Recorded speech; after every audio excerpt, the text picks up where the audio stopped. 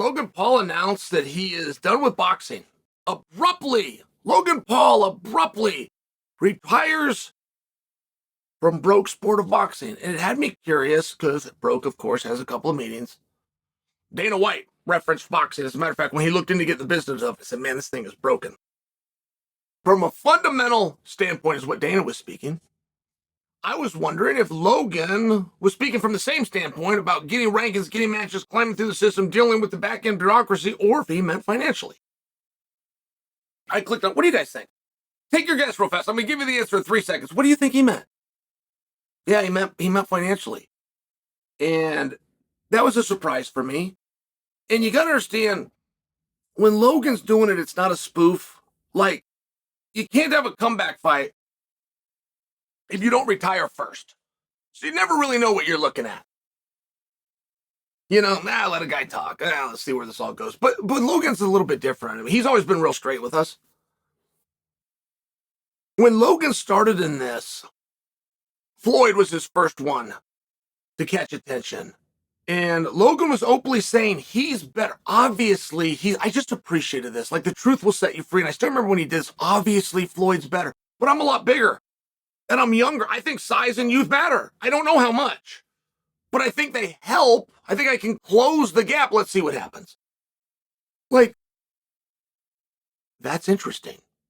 I can't remember how most guys promote a fight. I mean, I just can't. They're so underwhelming. They're either delivering lines that they manufactured or they're delivering lines that were handed to them and they don't mean it and the effect is off. But this was years ago.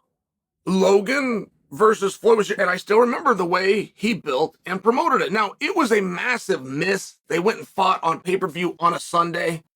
Then in hindsight, it was disappointing, but they didn't honor the rules that they set forth. Why you would ever have a contest if you don't respect the results, I don't know. I don't know why anything. I don't know why you'd have a debate, an argument. I would never argue with somebody that's not willing to be wrong. The moment I realize they're not willing to be wrong, if I confront them with better evidence than they previously, I'm out.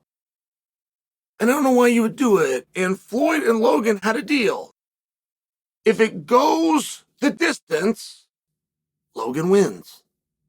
And there was no part of me that thought that it would, and I don't look to rehash this.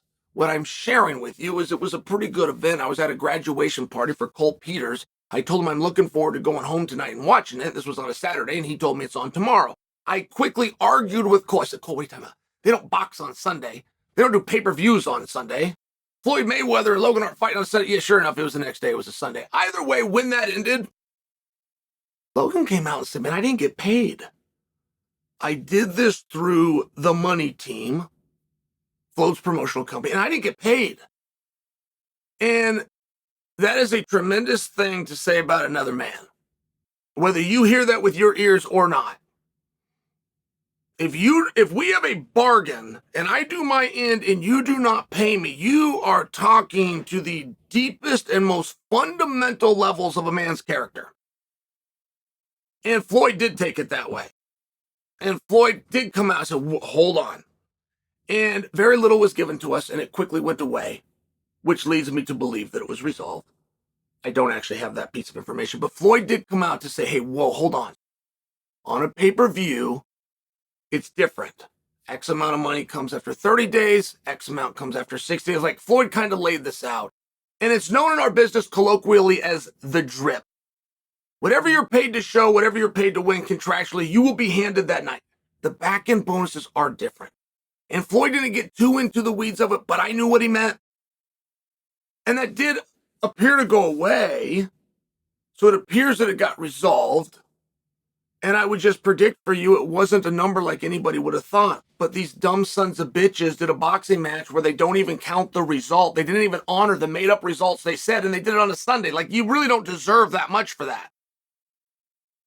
So then you fast forward, and you got Logan, who's got his hand in many different things. Like, if you just had his podcasting money, you'd light your money on fire. But he doesn't just have his podcasting money. I believe his number one driver is Prime, and then he's got the WWE gimmick going, which he just uses to boost things such as Pride in the podcast, and then he was going out and doing the boxing, right? I mean, this is a really great system where this young man has figured it out. He created multiple revenue streams, all of which have a length. None of which you can be doing until your retirement years when you're 75 and decide to go run off with your grandchildren. Like, if you think he's going to be peddling energy drink to sixth graders in his senior years, right? It's one of these situations. You strike when the iron's hot. And I thought it was very interesting when he said there's no money in boxing. I apologize. When he said it's broke. And then when I read the article, he was telling me it wasn't making a lot of money. I'm just curious. Like, one guy's not a lot of money. I'm sure to the rest of us, we go, wow, that sure was a pile of money for one night, for something that you don't have a lineage in. You appear to have made more money in these couple of matches that you did than Andre Ward, who was the 6th division world champion, a world and Olympic champion before that. I just threw out the name Andre Ward. I don't want to make my point is right. Like, if you were a boxer and you've done 100 of these and you started 8 years old and you lived your whole life in a gym, that's what you know. You will never touch what he made. So I would be curious what he means there wasn't money. And I would also be curious if he felt he was being shorted. Because I know he did after Floyd. He made that public. Whether that got resolved or not, at one point, Logan felt he was being shorted. Whoever's counting the cups needs an audit. This is how he felt about it. But he started doing business after them, and I warned him. I mean, I've warned all of you guys as clear as I can speak. The money team, that's not real. I had this debate with Ariel as it pertained to Francis, who now will do co-promotes because he has a promotion company. I just go, oh my God. Except that's not real. And I only bring that to you because Logan was new in it, and he was a young kid. I imagine he looked up to Floyd. I imagine him admired Floyd. And if you're a good, truthful guy, you think other people are going to be, not to mention when it's somebody you look up to, not to mention when the guy's going around acting like he's got billions of dollars and he just owes you a couple of million, it would seem like it's very simple, but there's a reason. If anybody ever brings of wealth, if you ever meet a guy that brags of wealth, make him pay in cash.